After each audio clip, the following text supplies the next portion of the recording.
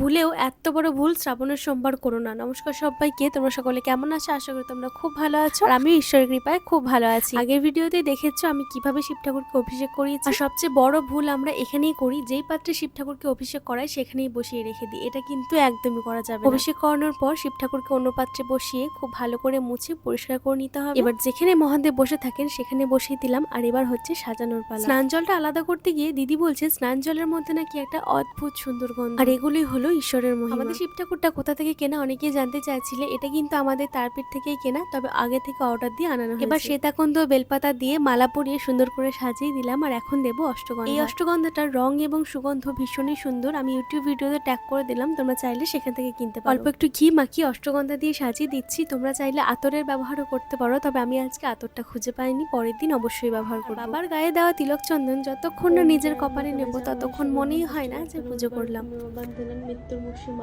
মন্দিরে গিয়ে পুজো করলে শিবের মাথায় জল ঢালার বদলে লোকের মাথায় জল ঢালতে হয়, আর বাড়িতে এভাবে পুজো করে যে কি শান্তি সেটা বলে বোঝানো যাবে। আগামী সোমবারগুলো চাইলে তোমরা এভাবেও শিব পুজো করতে পারো। এই ছিল আজকের ভিডিও, কেমন লাগলো অবশ্যই জানিও, আর যদি ভালো লাগে একটা শেয়ার করে দিও।